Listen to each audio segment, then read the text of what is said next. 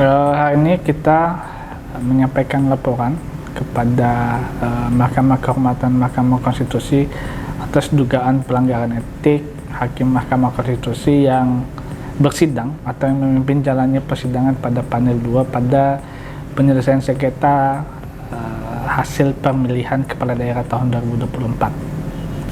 Ada beberapa alasan kenapa kemudian kita melaporkan Hakim MK yang memimpin jalannya persidangan di panel 2. Pertama, soal ketidakprofesionalan, kemudian soal dugaan keberpihakan kepada pemohon dan pihak terkait dua. Nah, jadi klien saya ini atau pelapor ini merupakan pendukung dari Pak Petrus yang merupakan pihak terkait satu dalam perkara 260 terkait dengan sengketa hasil pemilihan kepala daerah di Kabupaten Bovendigul.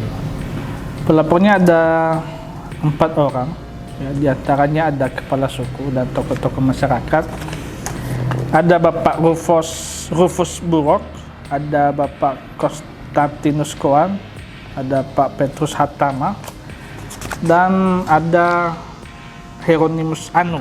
Ya, jadi ada 4 orang pelapor dan ketiganya, 3 orang merupakan pendukung dari Pak Petrus yang merupakan juga diantaranya ada kepala suku, dan sedangkan pelapor atas nama Hieronymus Anu merupakan LO, ya, atau liaison officer Pak Petrus pada proses pendaftaran di KPU. Di panel 2, dalam proses persidangannya hakim tidak memberikan kesempatan kepada para pihak untuk mendalami keterangan ahli, ya, khususnya pada perkara 260, ya.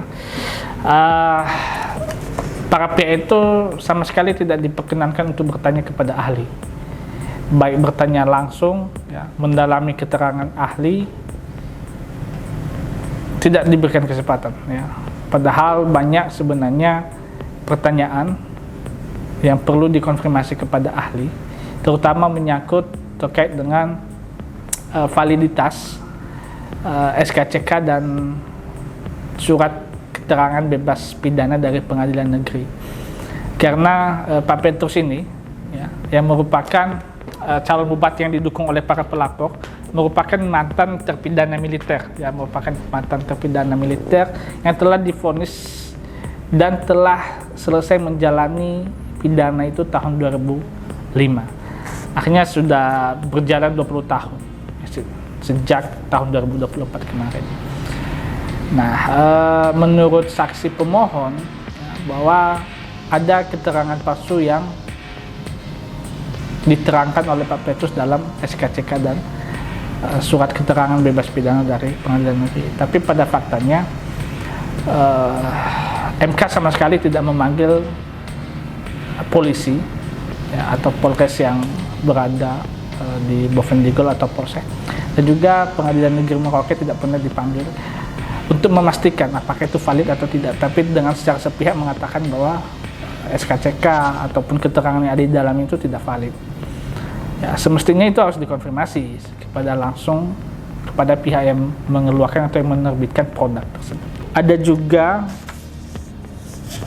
perbedaan putusan dalam kasus yang sama. Ya, saya sampaikan tadi bahwa Pak Petrus ini adalah mantan terpidana tahun 2005, ya, mantan terpidana militer, ya, perlu catat bahwa mantan pidana militer atau disersi, dan ada juga perkara di daerah lain, misalnya di Kabupaten Belu, Kabupaten Pasaman, mereka juga mantan terpidana, ya, mereka juga mantan terpidana, dan dalam pertimbangan di Kabupaten Pasaman dan Kabupaten Belu yang dengan nomor perkara nomor 2 dan perkara nomor 100 yang dipimpin oleh atau yang diperiksa oleh hakim pada panel 1 dan panel 3 sepakat bahwa mantan terpidana yang telah selesai menjalani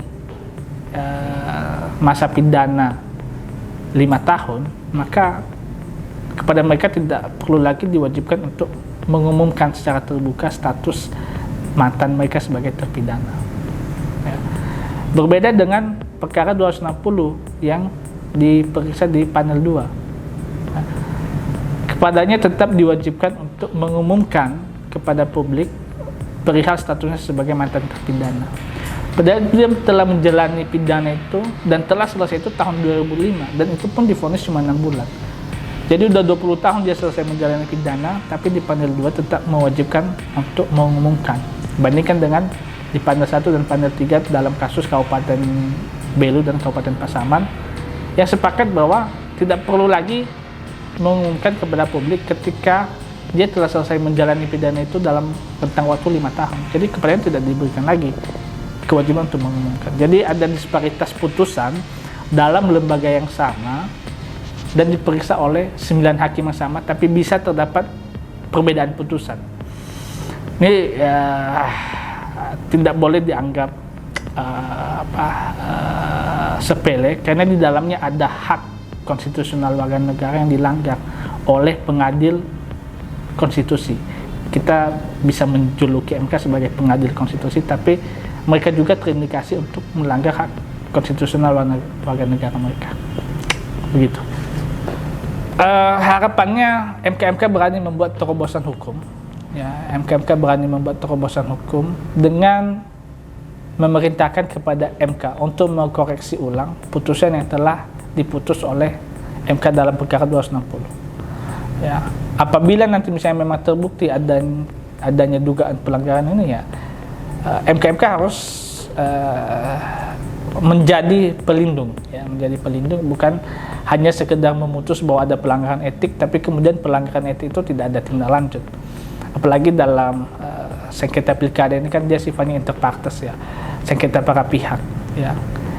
Kita kasih contoh misalnya dalam pengadilan umum atau peradilan umum, ya, ketika misalnya sengketanya bersifat inter partes atau para pihak, ada kepentingan para pihak, dan namanya ada forum untuk mereview putusan yang telah dijatuhkan oleh hakim.